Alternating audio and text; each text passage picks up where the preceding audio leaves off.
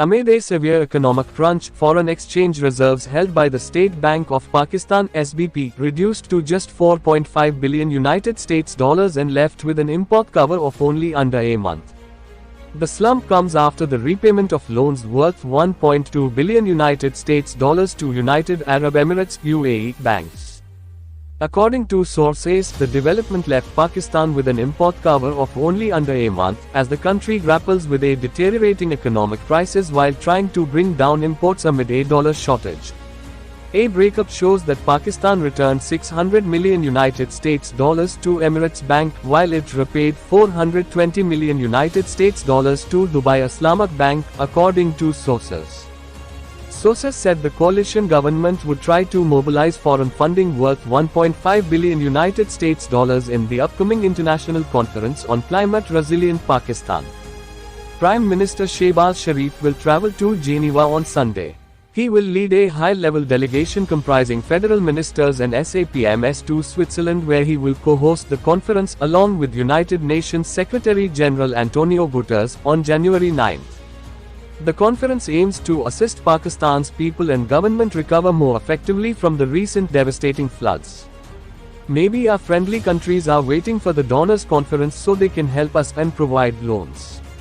Minister for Planning and Development Ehsan Iqbal told Geo News Shahzeb Khanzada last month. During the week ended on December 30, 2022, the forex reserves held by the central bank dropped by 245 million United States dollars to 5.57 billion United States dollars, the lowest level since April 2014, down from last week's reserves of 5.821 billion United States dollars. The net foreign reserves held by commercial banks amount to 5.84 billion United States dollars, with the total reserves clocking in at 11.42 billion United States dollars. The National Security Committee (NSC) recently agreed on undertaking concrete steps, including import rationalization as well as preventing illegal currency outflows and hawala business, in order to strengthen the economy. Amid a crisis-like situation, Pakistan will have to repay approximately 8.3 billion United States dollars in the shape of external debt servicing over the next 3 months, January to March of the current fiscal year. The government is eyeing to pass the 9th review of the International Monetary Fund (IMF) to secure a 1.7 billion United States dollars bailout package, but both sides have made no substantial headway in recent days, reported Geo News.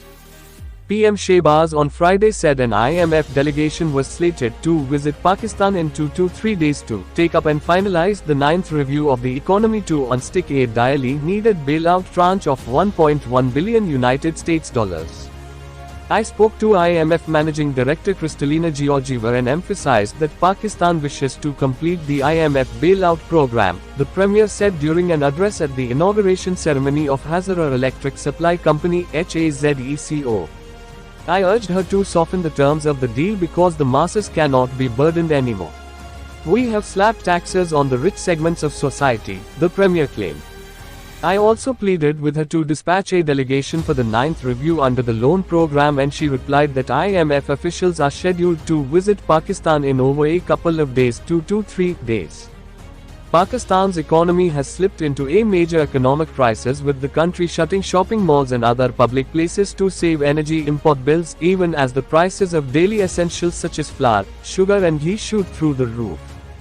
Pakistan is struggling to cope with growing debt, inflated energy import costs, dwindling foreign exchange reserves, global inflation, political instability, and slowdown in GDP growth.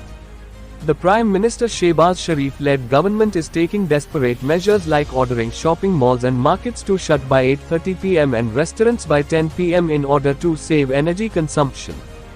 The crisis has escalated to an extent that the government auctioned a Pakistani embassy property in the USA a few days ago.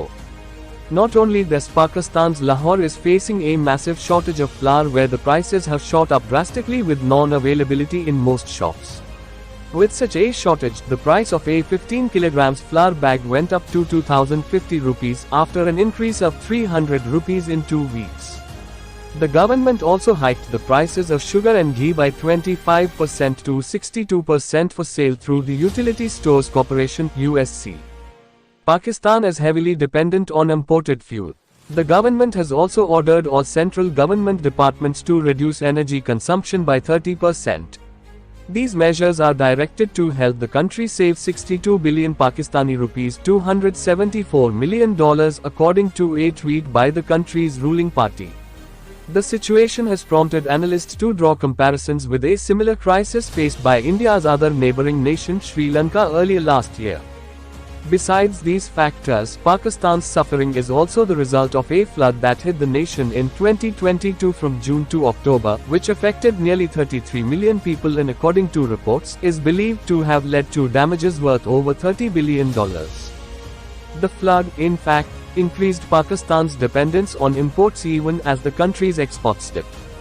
As per the Pakistan Bureau of Statistics, the country's trade deficit stood at over $2.8 billion in December 2022 as exports declined by over 16% to $2.3 billion. Further, the Pakistani rupee too was falling nearly 30% in 2022 compared to the US dollar. Pakistan has to meet external financing needs to the tune of over $30 billion up until June 2023. And this includes energy and debt repayments. This, however, looks difficult with the country's GDP growth pegged at just 2% by the World Bank. In its annual debt report, the World Bank estimated that Pakistan's total external debt was at $130.433 billion by 2021. While the State Bank of Pakistan Governor Jameel Ahmad, in a podcast earlier in December, said that $20 billion had been accounted for, Pakistan still needs to manage $13 billion during the rest of the fiscal year. Thanks for watching. Like, share and subscribe.